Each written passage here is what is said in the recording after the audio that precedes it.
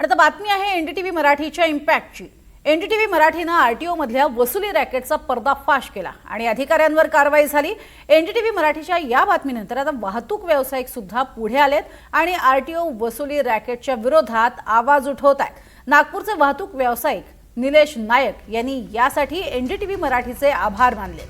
NDTV मराठीने बातमी दाखवली आणि आरटीओ माफियांची भीती संपवली असं नायक यांनी म्हटलंय। इतकंच नाही तर नागपूर जिल्ह्यामध्ये आरटीओचं वसुली रॅकेट दर महिना 5 ते 10 कोटींचं जाळं असल्याचा खळबळजनक दावा देखील त्यांनी केलेला आहे। या संदर्भात ते आता मुंबईतल्या अँटी करप्शन ब्युरोच्या वरिष्ठ अधिकाऱ्यांनाही भेटणार आहेत, तसंच हायकोर्टात सुद्धा धाव घेणार आहेत। निलेश नायक यांनी एनडीटीव्ही मराठीशी बातचीत करताना एनडीटीव्हीचे आभारही मानले।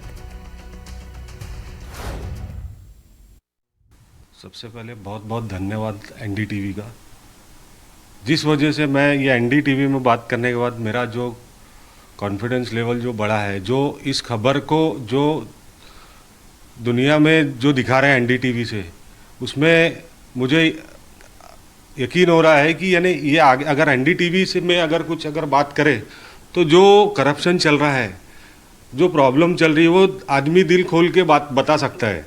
तो उसके लिए बोला सर अभी ऐसा है कि हमको रास्ते में उतरना पड़ेगा, और रास्ते में अगर जो ओवरलोड गाड़ियाँ जा रही है तो उनको पकड़वाने के लिए हमको कुछ मदद चाहिए। बोला सर एनडीटीवी की जो ये ओवरलोड गाड़ियाँ छोड़ते हैं तो उसको पकड़वाने में मदद करे। बोला सर मैं यही चाहूँगा। बोला और भी जो ट्रांसपोर्टर हैं मेरे साथ में जो परेशान हैं, वो भी जो ये ओवरलोड गाड़ियाँ चलाते हैं, जो गाड़ियों को छोड़ते हैं आरटीओ, उनकी गाड़ियों का बोला सब पीछा करना है, उनको बताना है। अगर ये चीज़ एनडीटीवी करती है तो बहुत बहुत धन्यवाद। दरम्यान याच आरटीओ घोटाळ्यासंदर्भात विजय वडेट्टीवार यांनी नेमकी काय प्रतिक्रिया दिली आहे पाहूयात। आरटीओ मध्ये प्रचंड भ्रष्टाचार चाललेला आहे, एक टोळकं काम करते आहे। त्यामुळे मी तो प्रश्न उपस्थित केला होता आणि एसआयटीनी गव्हर्नमेंटने एसआयटी नेमलेली आहे, त्याची चौकशी सुरू आहे।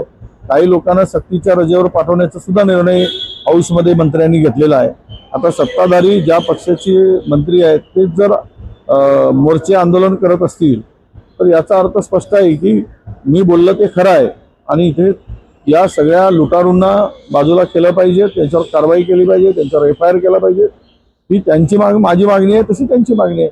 त्यामुळे चोर आहेत हे चोरी करतायत हे सिद्ध झालं आहे।